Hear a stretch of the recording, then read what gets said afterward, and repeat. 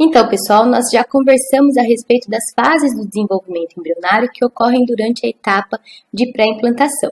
Então, nós revisamos na realidade o processo de formação do zigoto. Posteriormente, vimos que ocorre a clivagem para que haja a formação da mórula. Essa mórula sofre a compactação e depois, por meio do processo de blastulação, se transforma em blastocisto. Então, geralmente, a clivagem vai ocorrer enquanto o embriãozinho ele migra ao longo do oviduto, de forma que esse embrião vai alcançar o útero mais ou menos no estágio de mórula compacta e no interior do útero vai ocorrer a blastulação para a formação do blastocisto. As primeiras clivagens, gente, elas vão ser sustentadas pelos RNAs mensageiros maternos, ou seja, pelos transcritos maternos que foram produzidos lá no ócito que estava bloqueado em prófase da meiose 1, ou seja, pelos RNAs mensageiros maternos que foram produzidos no ócito que estava no estágio de vesícula germinativa. Só que chega um momento do desenvolvimento embrionário que apenas a presença desses transcritos maternos não é suficiente para sustentar esse desenvolvimento. Ou seja, chega um momento que o embrião passa a demandar proteínas específicas. E é nesse momento que precisa acontecer o que nós chamamos de ativação do genoma embrionário. A partir da ativação do genoma embrionário, o embrião passa a conseguir transcrever os próprios RNAs mensageiros de que ele necessita. Esse processo ele não é abrupto, ele ocorre de maneira gradual. Então, os RNAs mensageiros maternos que não são mais úteis ao embrião começam a ser degradados e começa a ocorrer a ativação de genes específicos no genoma desse embrião que passam a ser transcritos para a produção dos RNAs mensageiros e proteínas de que esse embrião necessita. Vocês vão me perguntar, em que momento ocorre a ativação desse genoma embrionário? Depende de cada espécie animal. Em camundongos vai ocorrer no estágio embrionário por volta de 2 blastômeros. Nos humanos, no estágio embrionário por volta de 4 a 8 blastômeros. E nos bovinos, no estágio embrionário por volta de 8 a 16 blastômeros. De qualquer modo, gente, essa ativação do genoma embrionário é essencial para que o embrião consiga continuar, ou seja, manter o seu desenvolvimento.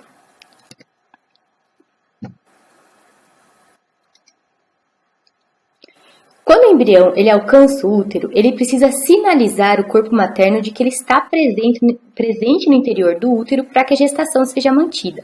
E daí cada espécie lança a mão de uma estratégia distinta.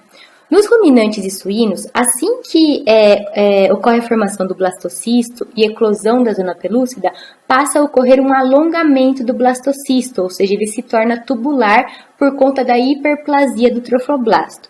Esse alongamento desse blastocisto ele ocorre concomitantemente ao processo de implantação desse embrião na parede uterina. Já nos equinos e carnívoros, não ocorre esse alongamento embrionário. O embrião ele permanece esférico, porém ele aumenta de volume.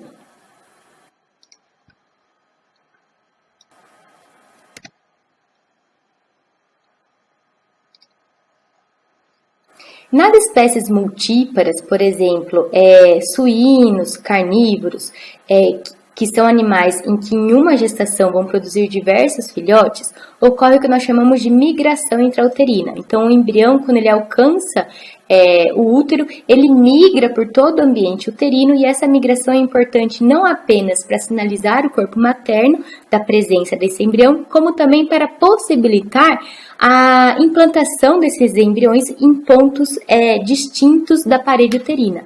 Ou seja, permite o espaçamento de implantação desses embriões de maneira equidistante. Nas éguas também ocorre essa migração embrionária intrauterina e essa migração nas éguas ela é intensa. Então, a partir do momento que o embrião alcança o ambiente uterino, ele vai sofrer uma intensa migração até por volta do 16º dia da gestação, quando esse embrião tende a se fixar à parede uterina. Nas ovelhas e vacas, por serem ruminantes, como nós já dissemos anteriormente, essa migração intrauterina ela é praticamente rara, é o principal sinal que sinaliza a presença do embrião dos ruminantes no interior do útero, é o alongamento do blastocisto por meio da hiperplasia do trofoblasto.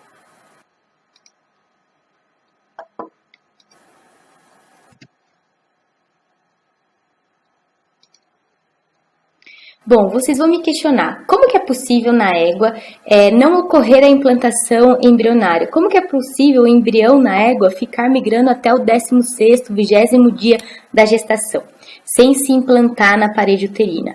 Isso é possível porque no blastocisto, antes de ocorrer a ruptura da zona pelúcida, ocorre a deposição de uma camada de proteína, que é designada de cápsula, entre o trofoblasto e a zona pelúcida, de forma que quando a zona pelúcida se rompe, essa cápsula impede que esse blastocisto se implante na parede uterina. E essa cápsula, ela permanece presente até por volta do 16º dia da gestação, quando então ela é desintegrada e é a partir de então que o embrião consegue se fixar no epitélio uterino. Então, entre o 10º e o 16º dia de gestação, na égua ocorre uma intensa migração embrionária no interior do útero, sendo que esse embrião ele pode migrar cerca de 10 a 14 vezes por dia no interior do ambiente uterino. Por isso que na égua é importante realizar um diagnóstico de gestação precoce, ou seja, antes do 16º dia da gestação, porque na presença de uma gestação gemelar é muito mais fácil você conseguir se desfazer de uma vesícula embrionária por meio do esmagamento antes dessas vesículas terem se fixado na parede uterina, tá? Por isso a importância na égua do diagnóstico gestacional precoce. Porque na égua, uma gestação gemelar não é bem-vinda. A égua não consegue suportar uma gestação gemelar e caso essa gestação gemelar seja identificada antes da fixação dessas vesículas embrionárias, é possível se desfazer de uma dessas vesículas por meio de esmagamento.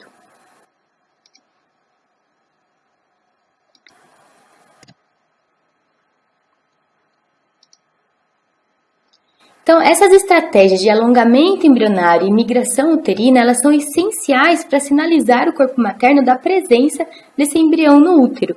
Diante dessa sinalização, diante desse reconhecimento materno da prenhez, não vai ocorrer a luteólise, ou seja, o corpo lúteo, que é responsável pela produção da progesterona, vai se manter viável e os níveis de progesterona, que é essencial para a manutenção da gestação, vão se manter elevados.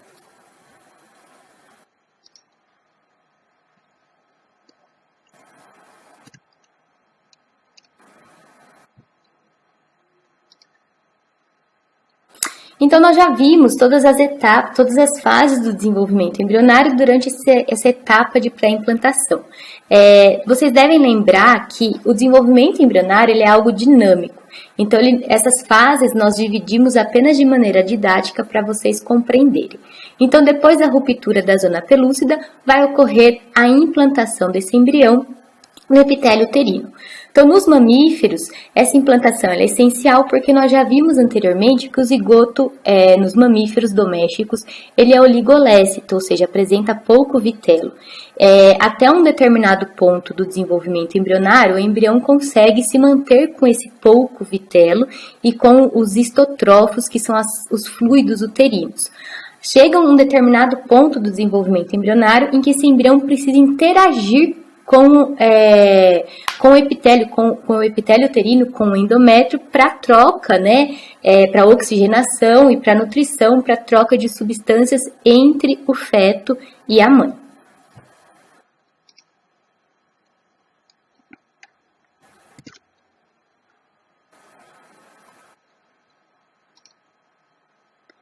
Antes de conversarmos a respeito de como ocorre essa implantação embrionária, é importante vocês terem em mente como que é a constituição do útero. Então, o útero ele é constituído por 3 camadas. Nós temos um tecido conjuntivo, que nada mais é do que uma serosa, que reveste externamente o útero, que é chamado de perinétrio. O útero ele apresenta uma significativa camada muscular, que nós chamamos de miométrio, que é composto por fibras longitudinais e circulares, e internamente esse útero ele é revestido por uma mucosa que nós chamamos de endométrio. Esse endométrio ele é constituído por um epitélio, ele é revestido por um epitélio de células cilíndricas e apresenta um estroma no qual existem glândulas uterinas responsáveis pela secreção do fluido uterino. Então, na implantação embrionária, ela pode ocorrer de 2 formas. Geralmente em primatas, roedores e no humano, ocorre o que nós chamamos de implantação intersticial, que é quando o embrião ele mergulha dentro do endométrio e entra em contato com o sangue materno. Enquanto que nas demais espécies de mamíferos domésticos, ocorre o que nós chamamos de implantação superficial, na qual o trofoblasto desse blastocisto, ele vai interagir apenas com o epitélio uterino do endométrio, tá? Ele não vai mergulhar no endométrio como ocorre na implantação intersticial.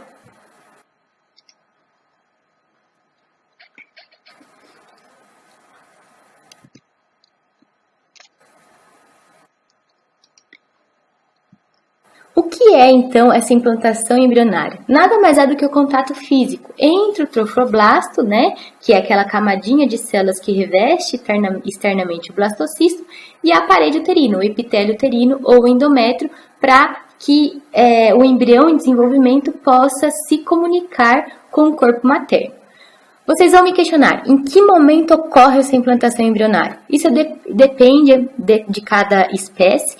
Geralmente nos bovinos vai ocorrer por volta do 11º dia de gestação, nos ovinos entre o 10º e o 20º, nos suínos entre o 16º e o 24º e na égua entre o 16º e o 20º dia de gestação ou dias após a fecundação. Tá? Esses daqui são valores que eu encontrei na literatura, mas podem ocorrer variações ao entorno desses dias, desses valores.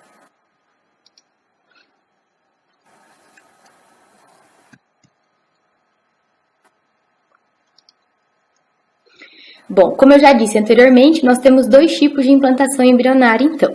Na maioria dos mamíferos domésticos, nós temos a implantação superficial, que é quando o embriãozinho ele vai interagir, né, o trofoblasto aqui do blastocisto, ele vai interagir apenas com o epitélio uterino, enquanto que nos roedores, primatas e humanos ocorre a implantação intersticial ou verdadeira nidação, que é quando esse embrião ele mergulha no endométrio de modo que o trofoblasto ele entra em contato direto com o sangue materno.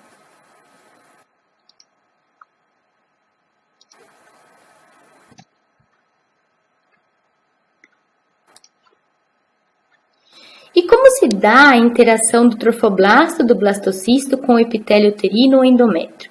Isso acontece porque quando o trofoblasto se aproxima ali do epitélio uterino, ocorrem transformações nesse trofoblasto e ele se diferencia, dando origem a duas camadas de células. Uma mais interna, chamada de citotrofoblasto, e uma mais externa, chamada de sincício trofoblasto. E é justamente essa camada mais externa, que está representada aqui em azulzinho, sincício trofoblasto, que tem essa capacidade de fixação, seja no epitélio uterino ou na mucosa, né, no endométrio.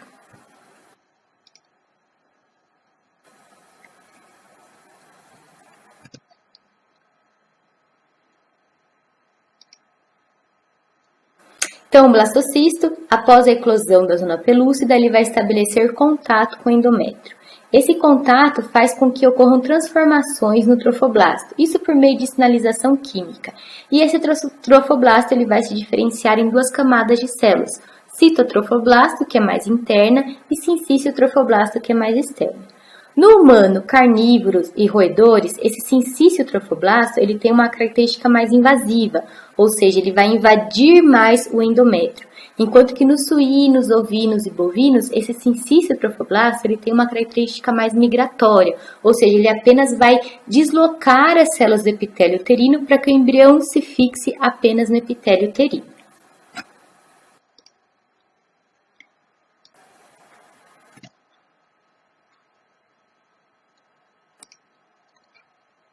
Então, gente, o desenvolvimento embrionário, ele é dinâmico.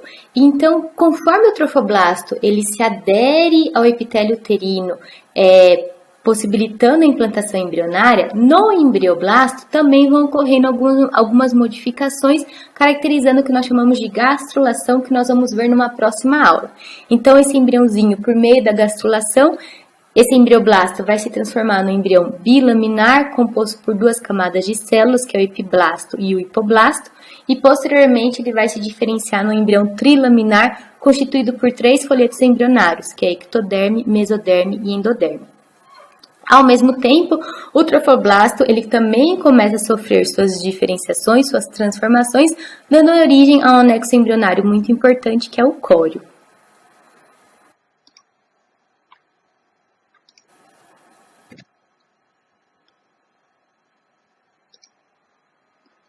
Então, numa aula específica de placentação, eu vou mostrar para vocês que a placenta ela é constituída por uma porção fetal e uma porção materna.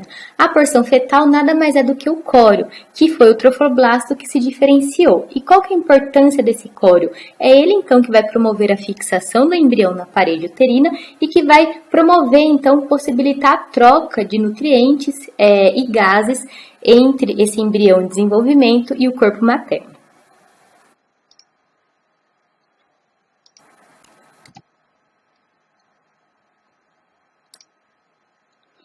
Aí, gente, em cada espécie, a interação do córeo com o endométrio ou epitélio uterino ocorre de um modo diferente. Então, na égua e na porca, conforme esse embriãozinho, né, esse feto se desenvolve, cresce, esse córeo, ele vai interagir com toda a parede uterina e essa interação se dá por meio de interdigitações em todo o epitélio uterino. Então, na égua e na porca, a implantação embrionária ocorre por meio de interdigitações entre as microvilosidades uterinas e trofoblásticas, formando o que nós chamamos de uma placenta difusa.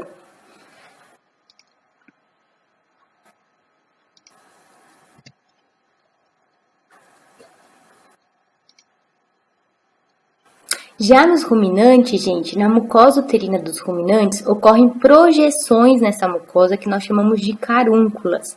E, portanto, essa placenta fetal, esse córeo, ele vai interagir justamente com essas áreas de projeções da mucosa uterina. Então, ele vai integrar, ele vai se grudar, ele vai se prender essas carúnculas.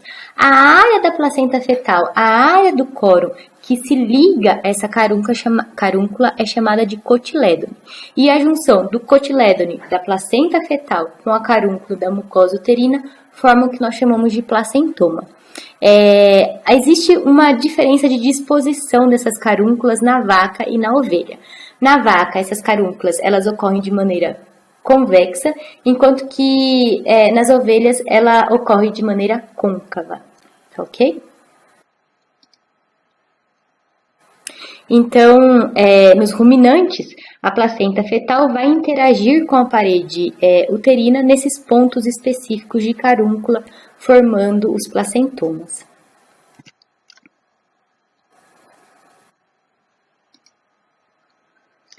Já na cadela e gata, a implantação ela vai ocorrer pela interação entre o córeo e o endométrio numa região restrita dessa placenta fetal, formando como se fosse um cinturão nessa placenta fetal. E é por isso que ela é dita de placenta zonária. Além disso, na cadela e na gata, o trofoblasto ele é um pouquinho mais invasivo, que nós vamos ver então mais adiante na aula de placentação, a implicação desse poder de maior invasividade do trofoblasto na cadela e na gata.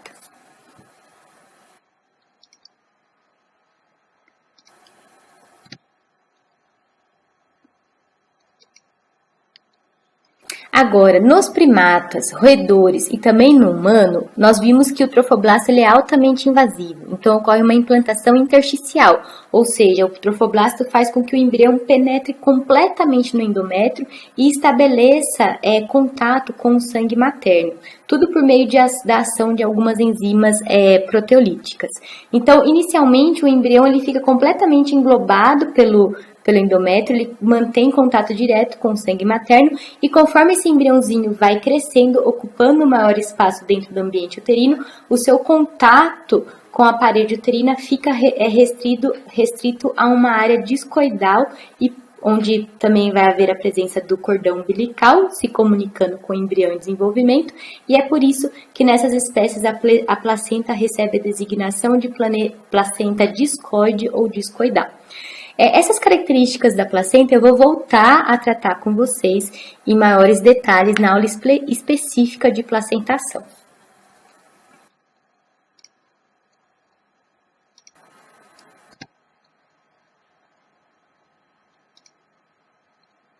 Aqui, gente, eu deixo o link para acesso a um vídeo que mostra o processo de implantação embrionária. Trata-se de um processo de implantação embrionária intersticial, mas que é super interessante para vocês assistirem para entenderem, né, de maneira dinâmica como que se dá essa implantação, a diferenciação do trofoblasto em citotrofoblasto, sincício trofoblasto e a migração desse embrião no endométrio uterino.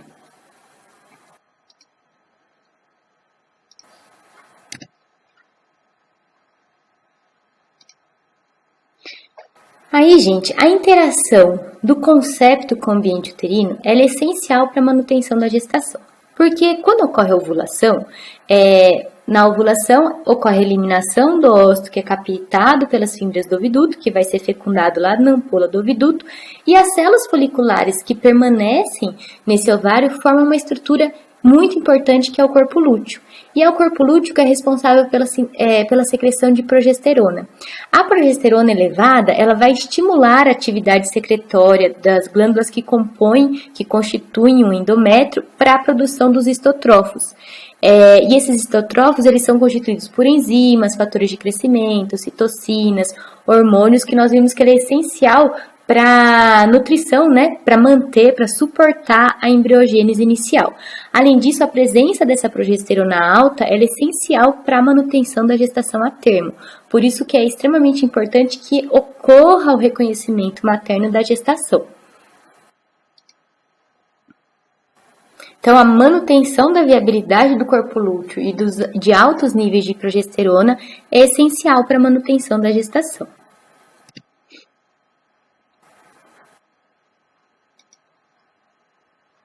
Sendo assim, gente, além daquelas estratégias que eu já disse que de acordo com algumas espécies, né, os embriões lançam mão para sinalizar sua presença no interior do útero, então, além do alongamento embrionário, além da migração intrauterina, o trofoblasto desses embriões também secretam proteínas específicas que permitem sinalizar sua presença no interior do útero, possibilitando assim a manutenção do corpo lúteo e dos níveis de progesterona.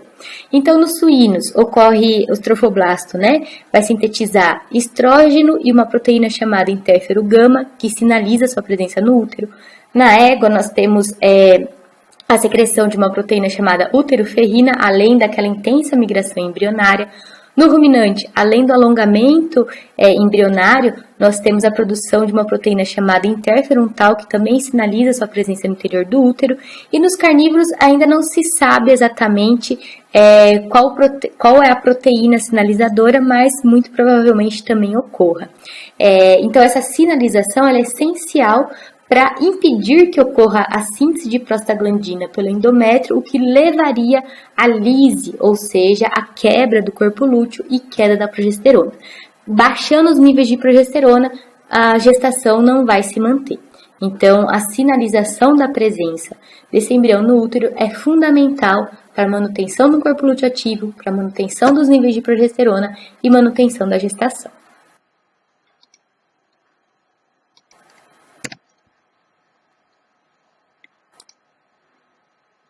Como eu já disse anteriormente, caso o embrião falhe em sinalizar sua presença no momento correto, vai ocorrer a luteólise. O que é a luteólise? É a lise do corpo lúteo, ou seja, a quebra do corpo lúteo por ação da prostaglandina que vai ser sintetizada no endométrio na ausência do embrião. E, consequentemente, você tem uma involução uterina e morte embrionária. Então, gente, dessa terceira aula de embriologia, era isso que nós tínhamos para conversar. Espero que não tenham ficado dúvidas e me coloco à disposição. Até uma próxima.